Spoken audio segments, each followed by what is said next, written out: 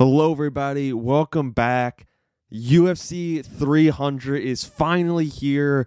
The 300th anniversary pay-per-view of the Ultimate Fighting Championship is finally here after many years, after many months of everyone building it up, hyping it up, and we didn't get the Conor McGregors, the Israel Adesanyas of the world headlining the card, but this is still the deepest and best card that the UFC has ever put together on paper, period.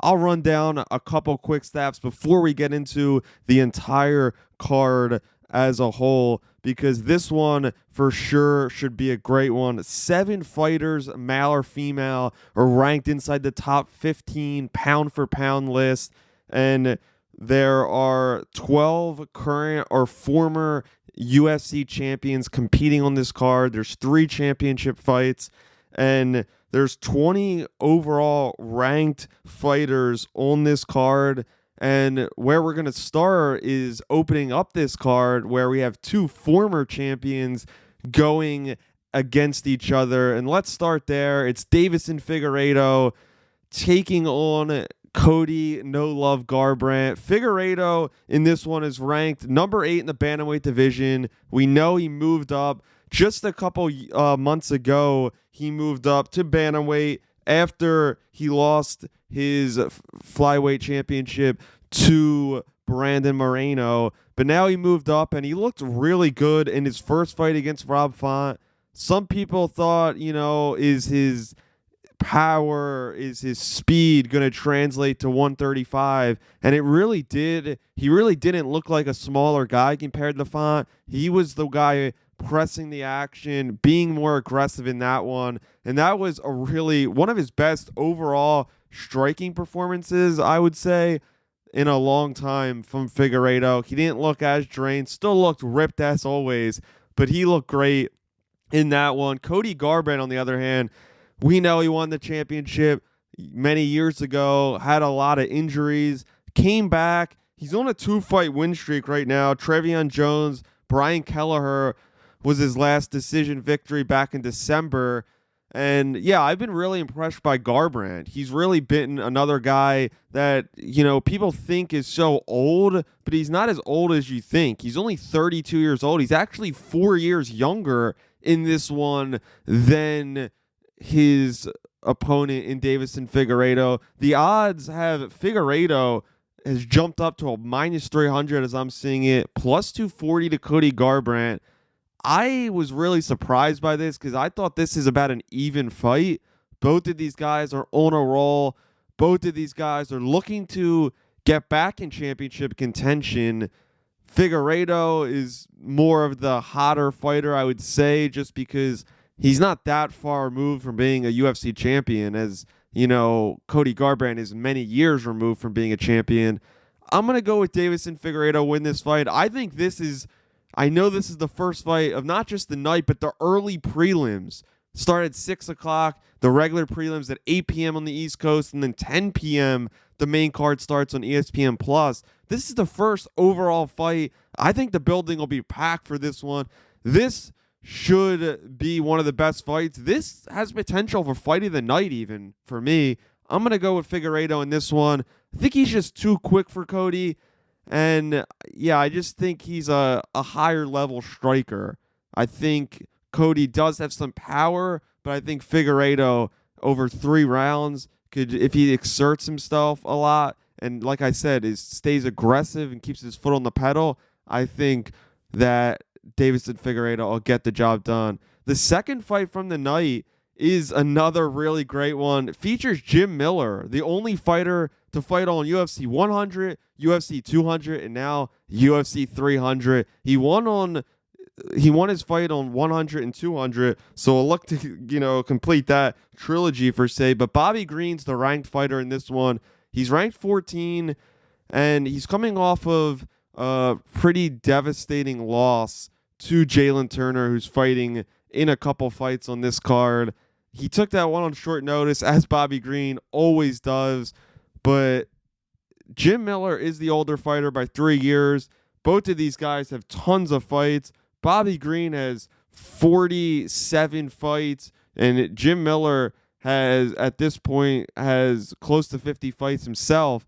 Jim Miller actually is coming off of 2 impressive finishes in a row. He's the hotter fighter. He's actually the underdog at plus 150 to Bobby Green minus 180. This fight, all the guys have been talking about it, was booked many times before. Finally, it is happening, and they think it's at the right time, Jim Miller, as he said that at the press conference. And yeah, I really think this is a great one early in the card. 2 veterans, 2 fan favorites. Bobby Green's always outspoken. Jim Miller, a little more cool, calm, and collective. But I just think it's not against the age on Jim Miller that he is 40 years old, and he doesn't look like he's slowing down or he's done right now. I just think Bobby Green with a full training camp, because we've seen Bobby Green take these short notice fights, and it doesn't really always work out.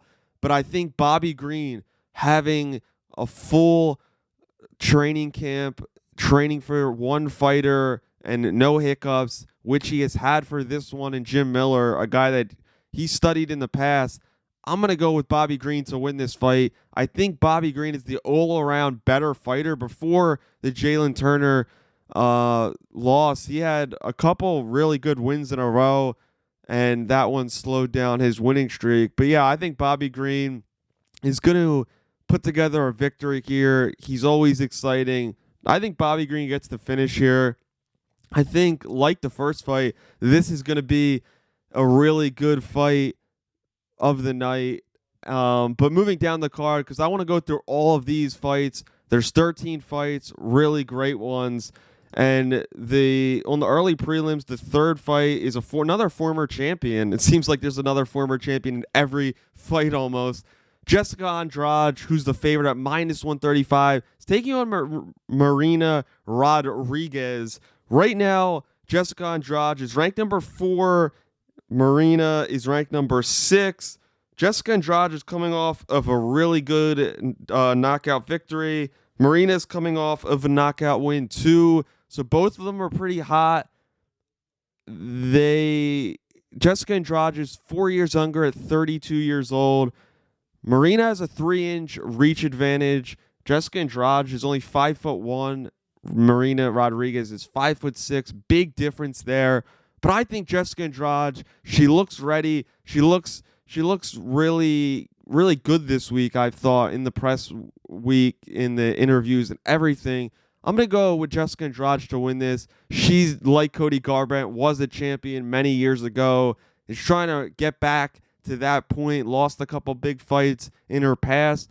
But I think this one, she's going to put together 2 wins in a row, and she's going to be climbing up that ladder to potentially get another strawweight championship title fight, which maybe could be next even.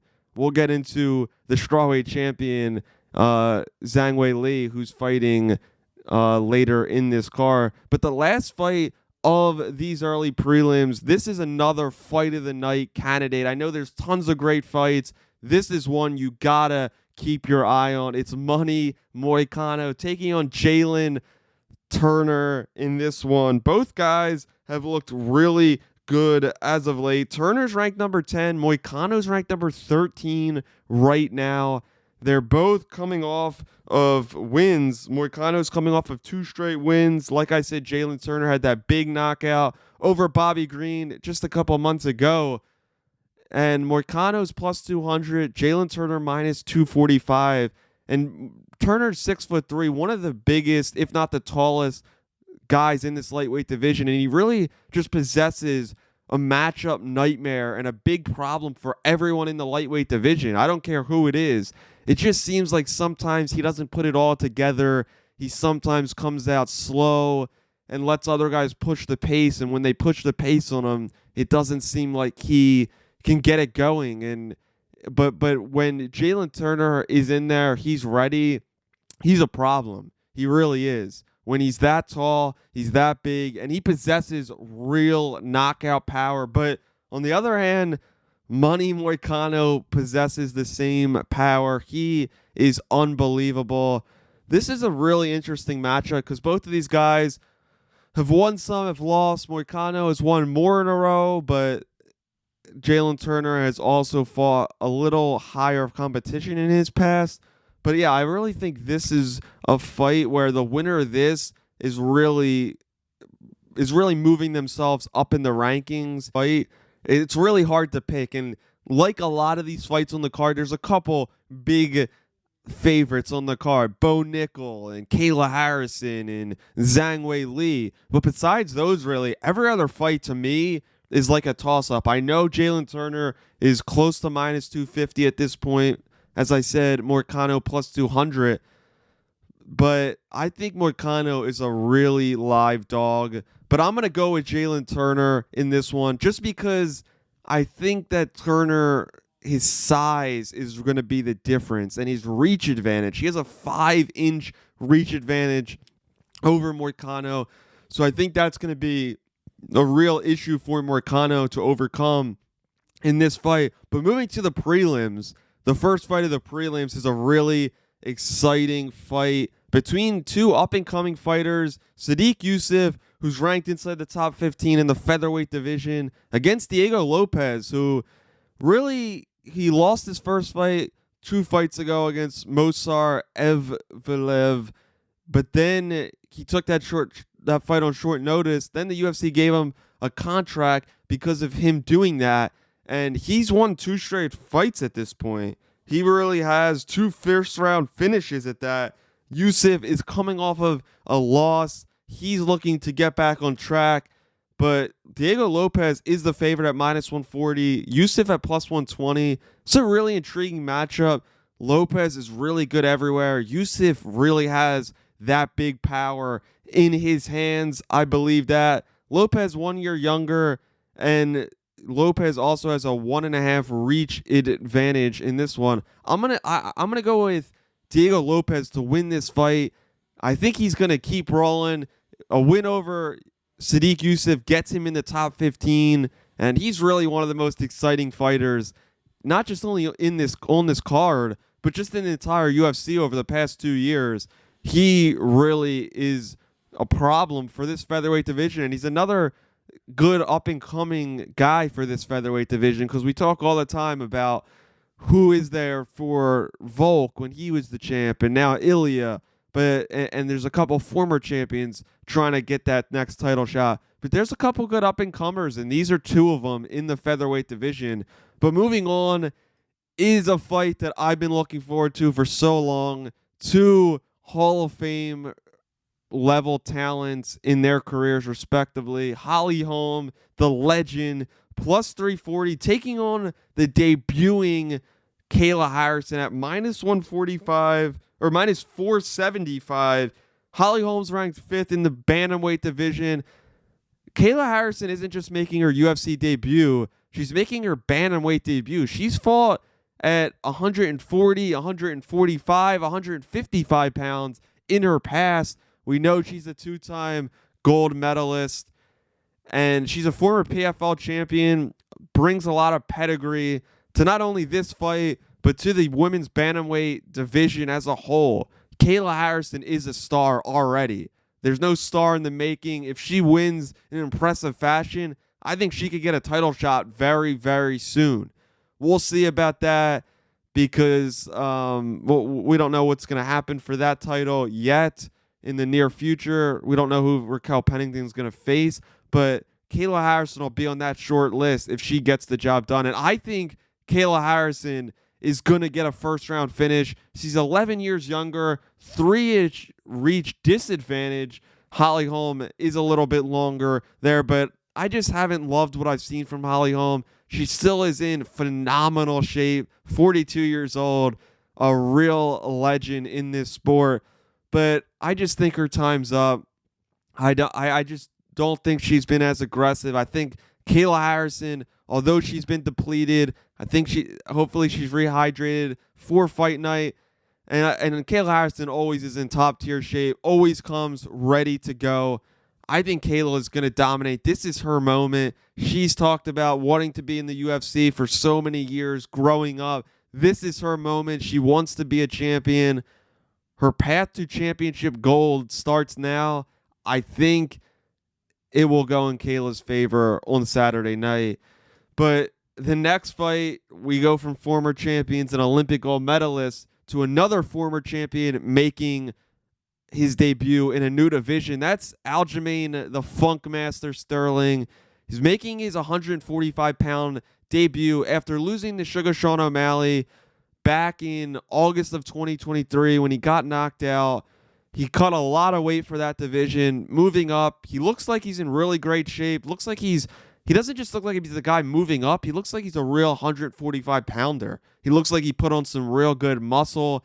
He's also taking on a guy in Calvin Kattar who's ranked in the top 15 in this featherweight division, who hasn't fought in 18 months. He had a really serious, I believe, ACL or Achilles injury over a year ago. He's also lost 3 of 4, so he's looking to get back on track. And yeah, we haven't seen him in a long time, so I think he possesses a lot of problems for Aljo, like Sean O'Malley did. Two really good strikers. Kattar's not as good as O'Malley, obviously. Still a really good striker. But yeah, I think Aljo I think he'll have his way with Kattar. I really do. A lot of people think Kattar will beat Aljo because people have seen in the Sean fight how to figure out Aljo. But I think Aljo is going to fare really well at 45. I think he's going to take Kattar down. I don't think he's fought somebody like an Aljamain Sterling, as high level of a wrestler that he is. And he always has a relentless attack with trying to take down his opponents. And I just don't think that Kattar will be able to handle that at all. So, yeah, I really think that Aljamain Sterling, I think he's going to submit Calvin Kattar within the first 2 rounds. I don't think it's going to go to round 3. And Aljo, like Kayla Harrison, I think are going to be knocking on that championship doorstep really, really soon. A fight that's the main event of the prelims, the final fight before the UFC heads to pay-per-view on ESPN Plus, is Jiří Procházka, the former UFC light heavyweight champion, who's ranked number 2 right now in the light heavyweight division, taking on the returning Alexander Rakic, who's ranked number 5, but as we know, hasn't fought since May of 2022. So 23 months it's been since we've seen Alexander Rakic. We know what happened there. He hurt his knee against Jan Blachowicz. It went in the record books as a loss. I don't really count it as a full loss because he was injured. It was a really bad, devastating, brutal injury there. This fight is one of the closest betting fights on this card. Jiří is the underdog at minus 105 to Alexander Rakic, a minus 115. He's the favorite. I was shocked by this, really. I know Jiří lost just a couple months ago to Alex Pereira, but he is a former champion. He has been more active. He's had his injuries like Rakic, but like I said, he just fought a couple months ago. Rakic hasn't fought anybody in the last 2 years almost. So, yeah, I think Jiří's going to win this fight. I'm still really high on Jiří. He's only 31 years old. He's a year younger than Rakic, obviously. He's 2 inches longer in the reach department, and Rakic is listed as 6'4". Jiří's 6'3", so he's an inch taller there. We'll see if that plays a factor. But yeah, these are 2 really good strikers. Will be a really fascinating matchup. A lot of people thought this one should have been on the main card, not Bo Nickel versus Cody Brundage. Bo Nickel is a big star. I get why the UFC did it. Nickel shouldn't get any slack for that. It's not his fault at all. But yeah, I think Jiří's going to get the job done. I think he's going to prove why he's still one of the best light heavyweights in the world. He said he went through a lot of injuries leading up to the Alex Pereira fight. Said he didn't train a ton, only 2 sessions before that fight. Fully healthy now. A fully healthy Jiří Procházka is a problem for this light heavyweight division. I think he's going to knock out Alexander Rakic in this fight. I don't know which round, but I think he's going to get the job done. Moving on to the main card. This main card is stacked. It has everything that you want. Prospects, champions, veterans, up-and-comers. This has it all. Starting the card is, to me, the best prospect the UFC has seen, and MMA as a whole, in the last decade plus. It's Bo Nickel. We know his story. Two-time national champion at Penn State. 5-0 in his short MMA career. And this is his sixth fight in just about a little over 2 years at this point. He's been really active. Hasn't fought since last July, but said he wanted to take some time off to get better. The odds really uneven in this one.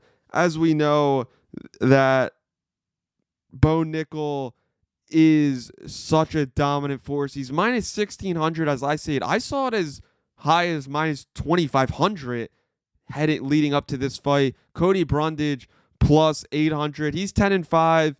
Cody Brundage is. I really think this fight it's one of those where this fight's made to put Bo Nickel over.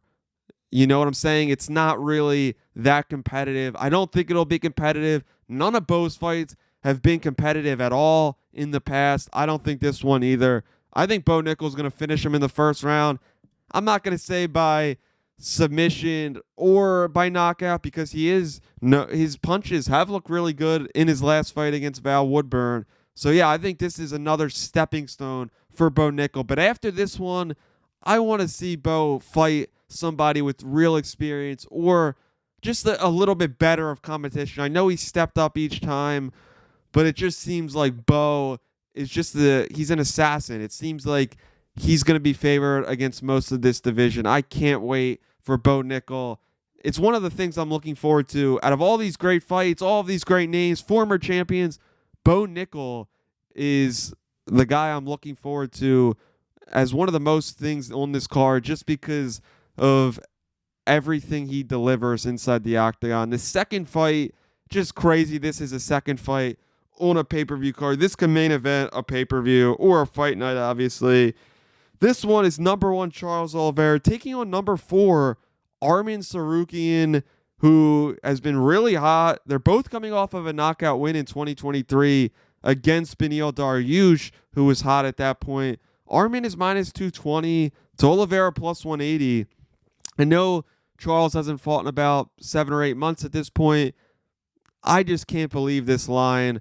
Charles Oliveira is a former champion. Charles Oliveira has been dominant in this division. I know he slipped up, lost his title, but people forget he was supposed to get, before he got hurt a couple months ago, and when Volk filled in for him, that was his title shot. So I give him credit for taking this fight. It's a very tough fight.